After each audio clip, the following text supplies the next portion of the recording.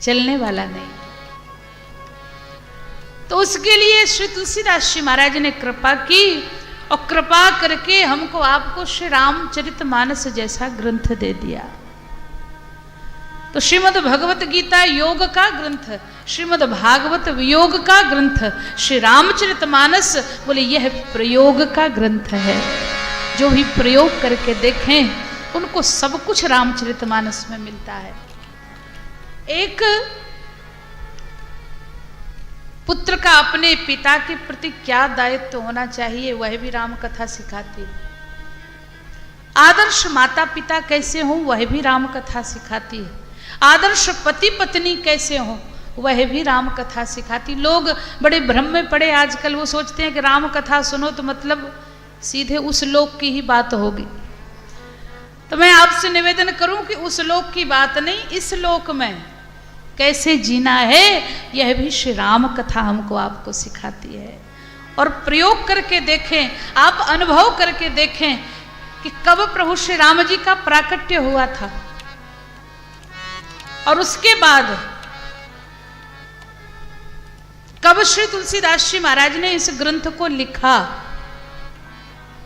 इतने वर्ष बीत गए, लेकिन हम और आप आज भी जब कथा सुनते हैं तो अपने मन में झांक करके देखना, फिर उत्तर देना कि आज भी वह राम जी की कथा सुनते हैं तो मन में किसी ना किसी की ये विचार आता है कि जिस समय कथा को लिखा गया उस समय वस्त्र कुछ अलग तरह के पहने जाते होंगे, संस्कृति कुछ अलग तरह की होगी, परंपराएं कुछ अलग तरह की होगी, भाषा कुछ अलग तरह की बोली जाती होगी। लेकिन आज भी उस कथा को सुनते हैं। इतने बदल गए हम लोग, इतने प्रगतिशील हो गए हैं, लेकिन आज भी उस कथा को सुनने के बाद यह कथा पुरानी नहीं लगती। लगता है जैसे यह हमारा आपका ही जीवन दर्शन है। सब कुछ मिल रहा है यहाँ पर। तो उसके लिए पूज्य गुरुदेव भगवान ने जो चिंतन किया, जो अनुभव किया, तो वह कहते हैं कि ग्रंथ अनमोल है अपूर्व पूर्व ग्रंथन ते, यद्यपि प्रसंग सब मिलत जुलत है। प्रेमी बन नाचे जाचे भक्ति सिय राघव की, द्रग खोली बाँचे द्रग ही के खुलत हैं। चित्त में राजेश चढ़े रंग सत संगति को, मानस पढ़े ते मैले मानस धुलत हैं। और राम गुण गायक अनेक कवि वृंद, किंतु तुलसी की तुलना में को ना तुलत है। तुलसी की तुलना में को ना तुलत है। तो ऐसा सुंदर ग्रंथ श्री तुलसीदास जी ने दिया है। तो करना क्या है, कोई मेहनत करनी है, कोई दिमाग लगाना बोले नहीं, इन कानों को पवित्र करो और कथा सुनते सुनते कथा में ही बैठ जाओ। जिसके लिए श्री तुलसीदास जी महाराज ने कहा, भव सागर चपार पावा, भव सागर चपार पावा। राम कथा ता कहूँ दृढ़ नावा, राम कथा ता कहूँ दृढ़ नावा। बुध विश्राम सकल जन रंजनी, बुध विश्राम सकल जन रंजनी। राम कथा कलि कलुष विभंजनी, राम कथा कलि कलुष विभंजनी।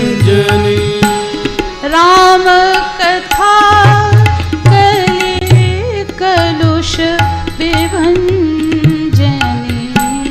राम कथा कले कलुष विभंजनी। भवसागर जो पावा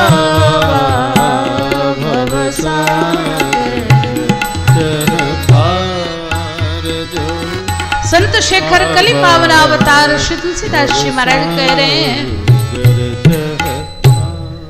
भगवान की यह कथा भव से पार ले जाने वाली हो जाएगी जब हम और आप दृढ़ विश्वास के साथ इस राम कथा रूपी नाव में बैठ जाएंगे।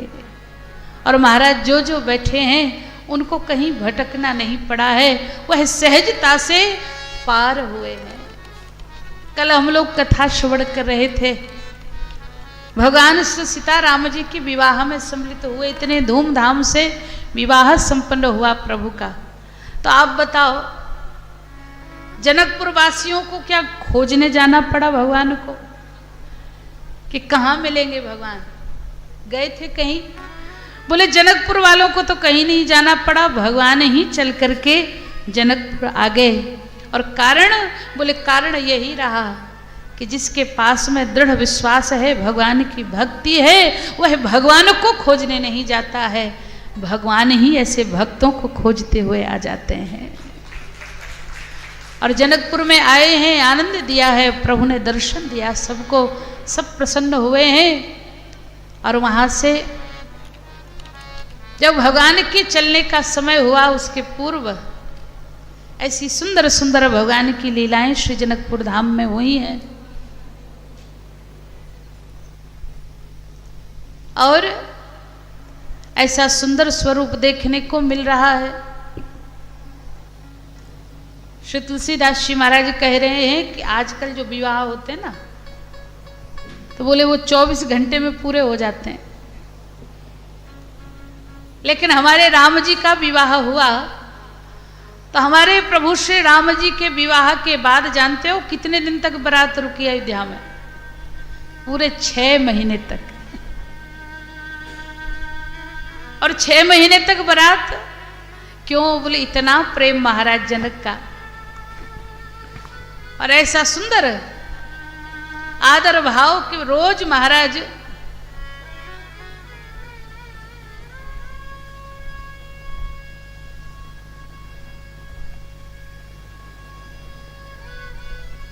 बोलिए भक्तवत्सल भगवान की, गुरुदेव भगवान की, श्री हनुमान जी महाराज की।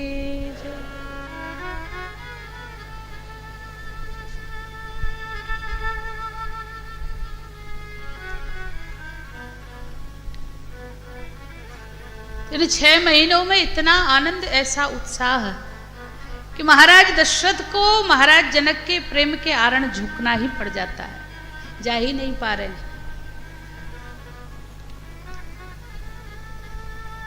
और ऐसी सुंदर लीलाएं, मुझे एक बात स्मरण में आती, बस 1-2 बातें जनकपुर से जुड़ी हुई कहूं, फिर हम लोग आगे की कथा श्रवण करें। कि प्रभु श्री राम का जब विवाह संपन्न हुआ और विवाह के बाद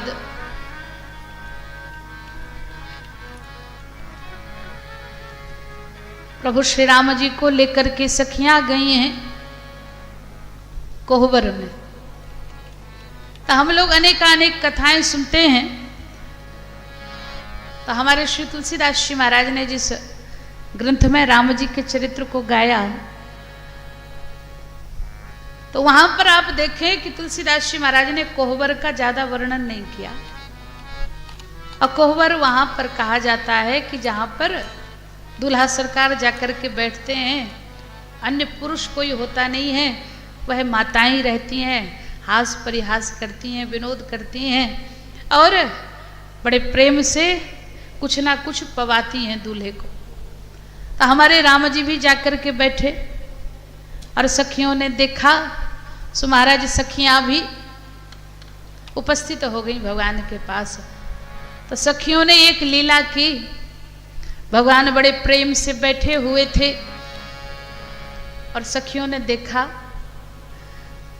सो प्रभु श्री राम जी तो आकर के बैठ गए कोहबर में, और हमारे श्री तुलसीदास जी महाराज ने ज्यादा वर्णन किया नहीं कोहबर का।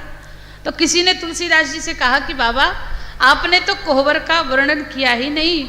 तुलसीदास जी महाराज बोले क्या बताएं, हम तो गए ही थे, हम तो आंखों देखा हाल सबको सुना ही रहे थे। लेकिन जैसे ही कोहबर के द्वार पर पहुंचे तो सखियों ने कहा कि बाबा जी चलो बाहर, यहाँ कोई काम नहीं आपका, चलो बाहर। तो क्यों, हमें तो आंखों देखा हाल लिखना है, कथा सुनानी है। तो बोले वह सखियां बोली बाबा जी यहाँ पर साड़ी वालों का काम है, दाढ़ी वालों का काम नहीं, बाहर ही रहो आप। और जैसी कह दिया और राम जी बैठे, तो राम जी की जूतियों को सखियों ने उठाया और उठा करके एक स्वर्ण थाल में सजाकर पीतांबर से ढक करके रख दिया। और उसके बाद प्रभु श्री राम जी के पास पहुंच गई सखियां और राम जी से बोली महाराज एक कृपा करो। क्या? बोले आपको पूजन करना है। किसका पूजन? राम जी ने पूछा। बोले ये हमारे यहाँ की कुल देवी हैं, आप कृपा करके इनका पूजन कर दो। और जैसे ही कहा पूजन करने के लिए, तो राम जी बोले कि पूजन तो कर देंगे पर देवी जी का दर्शन तो हो। ऐसी पूजन बिना ही दर्शन के। तो सखियों ने मन ही मन सोचा कि कहीं प्रभु ने पीतांबर हटा दिया तब तो फिर पता लग जाएगा, तो क्यों जाएंगे प्रभु। तो बोले दूल्हा सरकार आप रहने दो, आप बैठो। क्यों? तो सखियां बोली इन देवी जी का दर्शन वही कर सकता है जो तुरंत स्नान करके आया हो, गीले वस्त्र धारण किए हो। आपको तो बहुत देर हो गई स्नान किए हुए, आप रहने दो।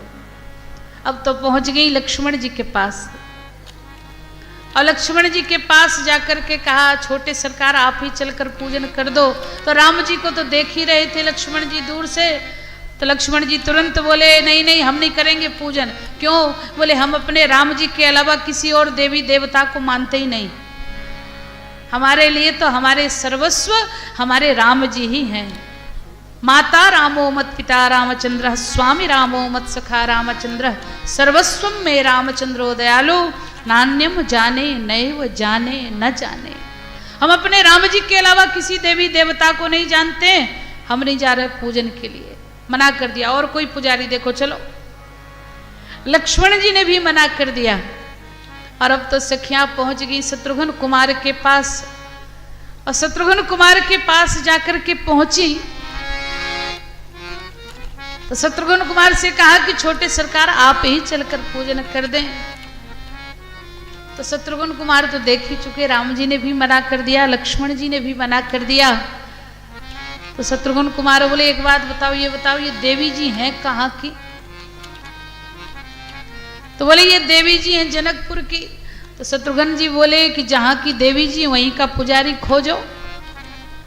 देवी जी जनकपुर की और पुजारी अयोध्या का, कहीं ऊंच नीच हो गई पूजा में तो फिर शिकायत करोगी, इसलिए हम नहीं जाने वाले पूजा करने, चलो। उन्होंने भी मना कर दिया।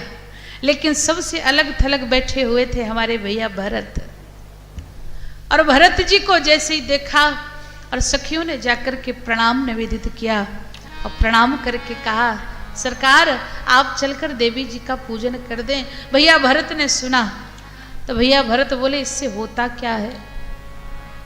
और जैसे ही कहा कि इससे होता क्या है तो तुरंत बोले वह सखियां बोले इससे दूल्हे का मंगल होता है। अब तो भैया भरत ने सुना तो इतने मगन हुए, मन ही मन सोचने लगे कि यहाँ पर मुख्य रूप से तो दूल्हा सरकार प्रभु श्री राम जी ही हैं। हम तो चाहते हैं कि हमारे राम जी का मंगल हो। सो हमारे भैया भरत तुरंत चल दिए उठ करके पूजन करने के लिए। और जैसे ही चले दूर से देखा भैया लक्ष्मण ने, प्रभु श्री राम ने, तो लक्ष्मण जी को तो बड़ा बुरा लगा। राम जी से धीरे से बोले भैया देख रहे हो हम सब ने मना कर दिया और ये भरत जी चल दिए पूजन करने के लिए। और जैसे ही सुना तो राम जी बोले लक्ष्मण भरत साधु है, तो लक्ष्मण जी ने विनोद करते हुए कहा कि महाराज हमको तो गुस्सा आ रहा है इस साधुता पर। क्यों? बोले इनको पूरी साधुता ससुराल में ही सूझी। अगर साधुता दिखानी थी तो अयोध्या चलकर दिखाते। अरे हम सब नहीं जा रहे तो इनको भी नहीं जाना चाहिए। तब तक सुना लक्ष्मण जी की बात को राम जी ने बोले जरा देखो तो भरत करते क्या है। और भैया भरत जब पहुंचे हैं जाकर के बड़े विधि विधान से पूजन किया और पूजन करने के बाद जैसे ही भरत जी ने प्रणाम किया है तो प्रणाम कैसे किया? बोले भरत जी ने साधारण प्रणाम थोड़ी करते, भूतल परे लकुट की नाई। जैसे ही दंडवत प्रणाम किया और सखियों ने वह पीताम्बर हटा दिया। और जब पीताम्बर हटाया तो सखियां खिलखिलाकर हंसने लगीं। पर भैया भरत ने जब देखा यह कोई मूर्ति नहीं प्रभु श्री राम जी की जूतियां हैं तो एक बार नहीं बार बार प्रणाम कर रहे थे। और जब बार बार प्रणाम किया आंखों से आंसू बरसने लगे तो सखियां बोली कि यह हास विनोद तो होता ही है, पर आपकी आंखों में आंसू क्यों? भैया भरत बोले इन जूतियों को ही नहीं देवी मैं तो आपको भी प्रणाम कर रहा हूँ। क्यों? बोले धन्य है यह जनकपुर की सखियां जिन्होंने आज मुझे यह बता दिया कि मोरे शरण राम ही की पनही। राम जी के चरणों तक मेरी पहुंच नहीं है पर राम जी की जूतियों तक ही मेरी पहुंच हो गई। यह प्रभु की कृपा। बारंबार प्रणाम किया। अब तो सखियां देख रही हैं भरत जी को प्रणाम किया, बैठे हैं चर्चा कर ही रही थी सखियां। तब तक दूत आए महाराज दशरथ की ओर से और आकर के यहां पर कहने लगे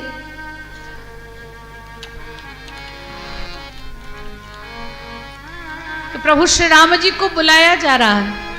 बड़ा सुंदर भाव पूज्य गुरुदेव भगवान व्यक्त करते थे। उन दूतों ने कहा कि राम जी को बुलाया जा रहा, महाराज दशरथ बुला रहे हैं। पर सखियों ने अपने भाव को व्यक्त करते हुए कहा जनवास न पहुना जई है सखी कहे सेवक से।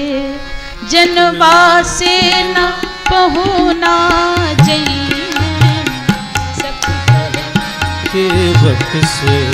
जनवास न पहुना जई है सखी कहे सेवक से। जनवास न पहुना जई सखी कहे सेवक से।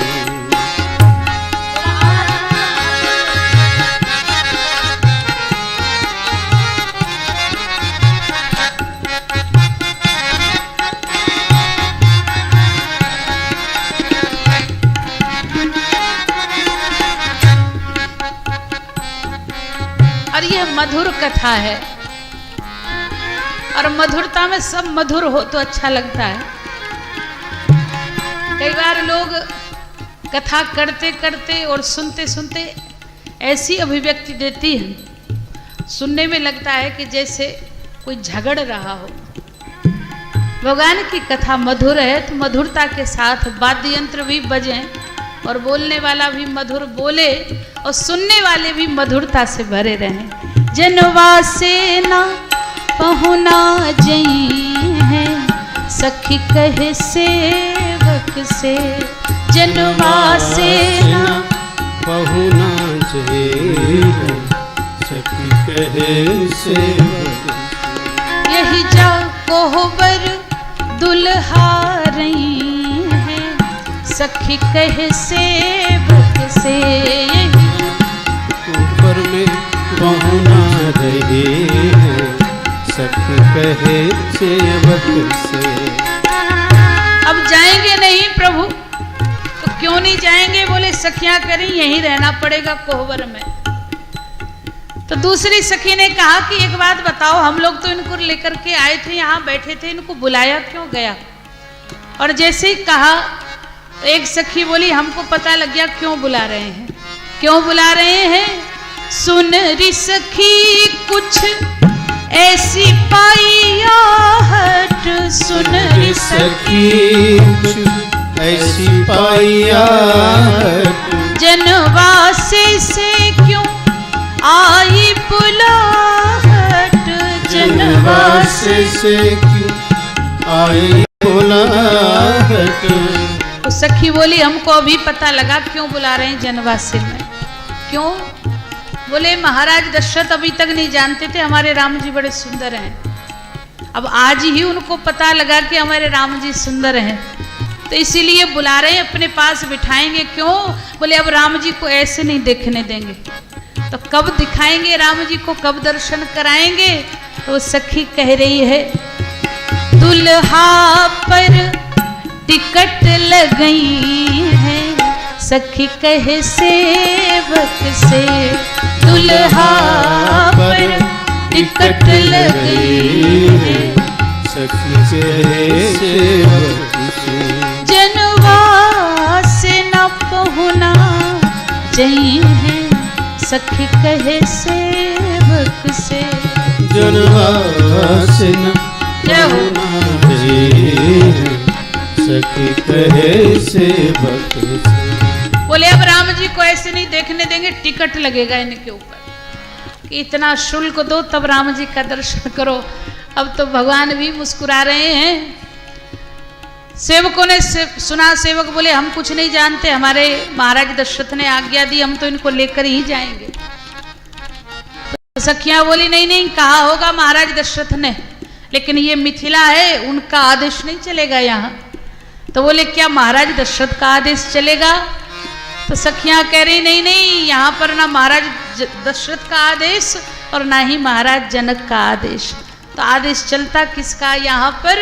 बोले यह है मिथिला श्री किशोरी जी के राज, मिथिला श्री किशोरी जी के राज, यह है मिथिला श्री किशोरी जी के राज, यह मिथिला श्री किशोरी जी के राज, हुकुम करे जनवास न पहुना जई, सखी कहे सेवक से। हमारी श्री सीता जी जहाँ रखेंगी भगवान को वहीं रहना पड़ेगा।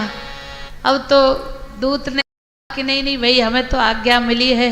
प्रभु भी मुस्कुराए, सखियां समझ गई और भेजा है। और जैसे ही प्रभु श्री राम पहुंचे महाराज दशरथ के पास जाकर के बैठे हैं, तो बोले अब पंगति हुई। हम लोगों ने भोले बाबा के विवाह की कथा सुनी, तो भोले बाबा के विवाह में पहले पंगति हुई, फिर पाणी ग्रहण हुआ, लेकिन राम जी के विवाह में सब लीलाएं संपन्न हो गई और सबसे अंत में पंगति हुई। लेकिन एक लीला हो गई, जैसे ही पंगति के लिए बैठे तो भोजन क्या परसा गया। हम लोग रोज कथा सुनते हैं तो सोच रहे होंगे कि बढ़िया बढ़िया सुस्वाद व्यंजन परोसे गए होंगे, लेकिन ऐसा हुआ नहीं। क्या परोसा गया? बोले सुपोदन सुरभि सरपि, सुंदर स्वाद पुनीत, छन महु सबके परसुगे, चतुर सुआर बिनीत। कौन सा भोजन? बोले दाल चावल और घी।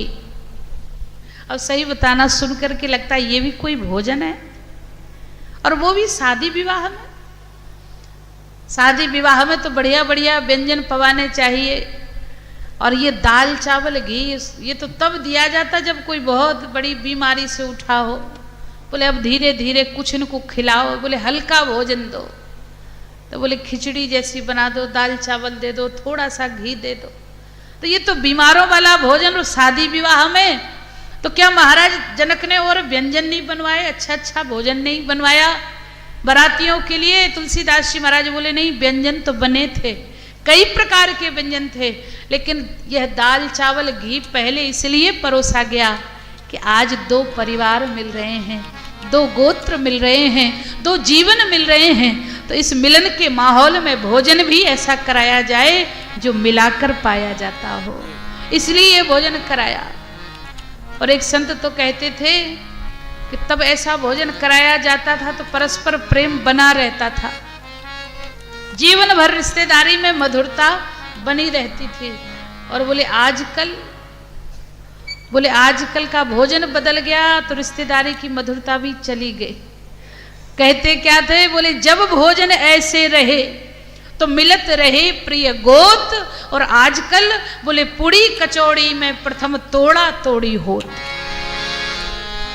आजकल तो महाराज पूड़ी कचौड़ी वाला भोजन तो तोड़ा तोड़ी से शुरू होता, तो कुछ की रिश्तेदारी तो वहीं टूट जाती। और मान लो रिश्तेदारी बनी भी रहे तो लेन देन में कहीं ऊंच नीच हो जाए, कोई बात हो जाए तो मन तो टूट ही जाता है। फिर दोनों समधी घूमते हैं अलग अलग, एक दूसरे से, दूसरे लोगों से कहते महाराज फंस गए हम तो, है ना। कारण बोले मन के भाव समाप्त हो गए हैं, वह प्रेम नहीं रहा। तो तुलसीदास जी कह रहे कि शुरू से ही ऐसे रहा जाए कि मिलन बना रहे। आहा, अब तो भोजन पा रहे बड़े प्रेम से, तब तक सखियों ने सुंदर सुंदर मधुर मधुर गालियां भगवान को सुनाई। और कहा क्या, भगवान को देख करके कहती हैं, अरे छयलबा को दई हो चुनी चुनी गारी, छयलबा को दई हो चुनी चुनी गारी, छयलबा को दई हो चुन चुन गारी। पूज्य गुरुदेव भगवान को यह है, भगवान को जो मधुर गाली सुनाई जा रही ना, तो ये वाली गाली भगवान की पूज्य पिताश्री को इतनी प्रिय थी, वो सुनते थे बैठ करके। मुझे स्मरण हुआ तो वो सुना देती हूँ। तो वही सखियां कह रही हैं, छयलवा को दई हो चुनी चुनी गारी, छयलवा को दई हो चुनी चुनी गारी, चुनी चुनी गारी, हाँ गिन गिन गारी, चुनी चुनी गारी, हाँ गिन गिन गारी, छयलवा को दई हो चुनी चुनी गारी, छयलवा को दई हो चुनी चुनी गारी। 56 भोग 36 व्यंजन, 56 भोग 36 व्यंजन, आन धरो महिथारी, आन धरो महिथारी, छयलवा को दई हो चुनी चुनी गारी, छयलवा को दई हो चुनी चुनी गारी। अब सखी ने एक विनोद किया, तो गालियां सुना रही ना भगवान को। दूसरी सखी से कह रही, बहन जानते हो इनकी यहाँ की कैसी रीत है? कैसी रीत? अति सुकुमारी राजकुमारी, अति सुकुमारी राजकुमारी, शांता बहन तुम्हारी, शांता बहन तुम्हारी। इनकी एक बहन भी है, उनका नाम शांता है। तो दूसरी सखी बोली, इसमें विनोद की कौन सी बात, गाली कहाँ से हो गई? जब सबकी बहनें होती तो इनकी भी होंगी परिवार में कोई बहन। तो बोले ये नहीं, आगे की बात तो सुनो। क्या? बोले तुम सोच रही उनका विवाह कोई राजा राजकुमार से हुआ होगा? अरे हुआ ही होगा, इसमें पूछने की कौन सी बात है? बोले हम सुना रहे हैं, ऐसा हुआ नहीं, तभी तो रीत बदल गई इनके यहाँ की। तो आप लोग सब जानते, कथा है कि शांता जी का विवाह श्रृंगी ऋषि के साथ हुआ।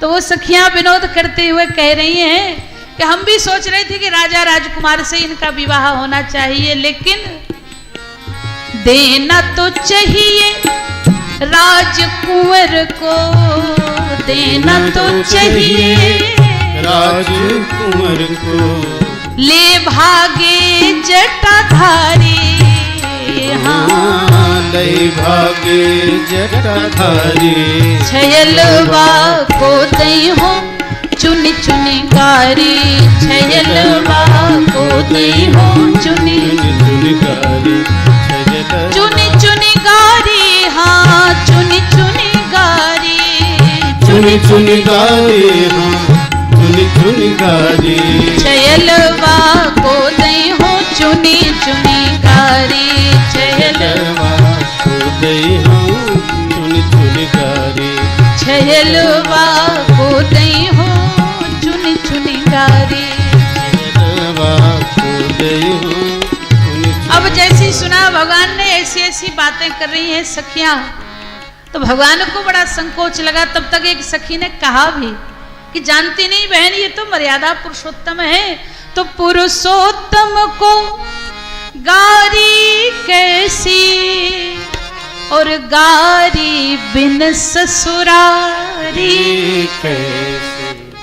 वाह, यहाँ पर एक सखी कह रही कि मर्यादा पुरुषोत्तम को गालियां क्यों सुना रही हो, तो दूसरी सखी कह रही कि गाली के बिना ससुराल आने में आनंद कहाँ है। और भगवान को बड़ा संकोच लग रहा है देख करके, क्या कहें क्या कहें। तब तक भगवान ने एक लीला कर दी।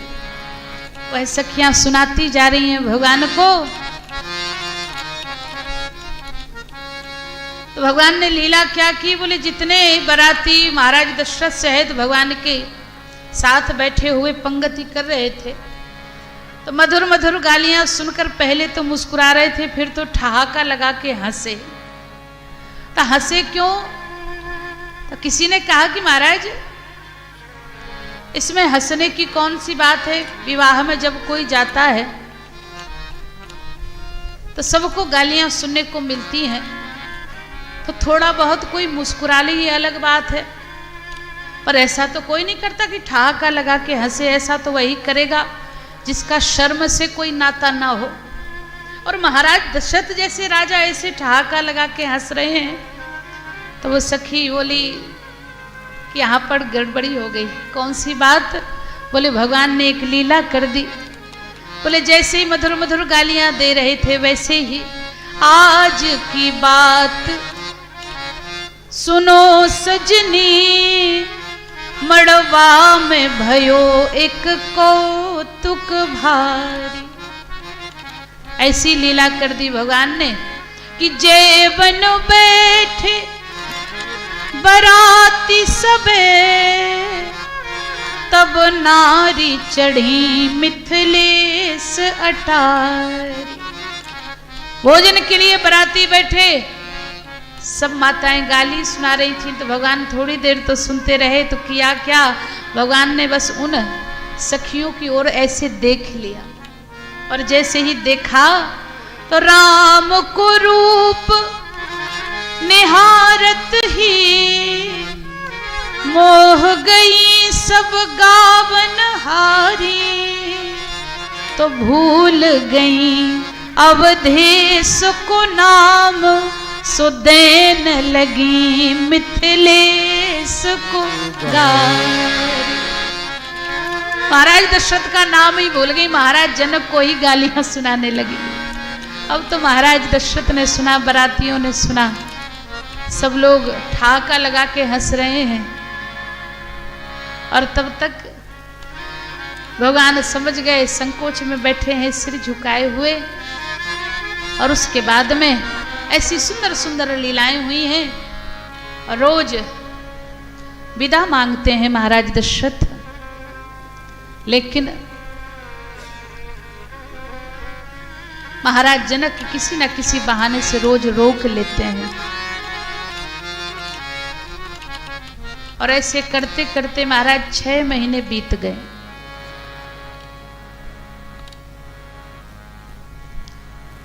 और महाराज जनक जैसे ज्ञानी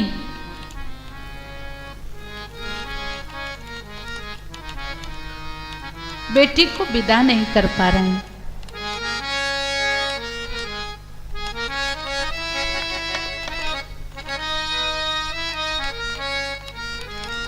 हम लोग भी यहां पर बैठे हुए हैं,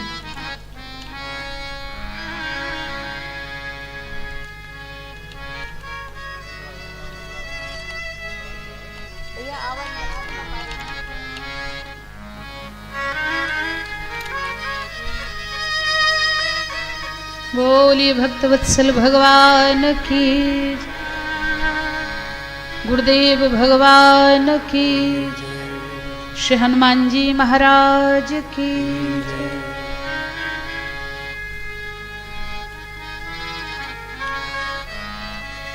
महाराज जनक विदा कर क्यों नहीं पा रहे हैं? बोले उसका कारण है, पिता के घर में बेटी को रहते रहते इतना समय हो जाता है, लेकिन जब वह समय आता है तो बेटी भी मन ही मन सोचती है 16 सावन बीत गए, जिस बाबुल की अंग नाई ने छुड़ा दिए दे हाथ किसी को, 2 दिन की शहना में। बेटी सोच रही है कि वह पिता कनकपुर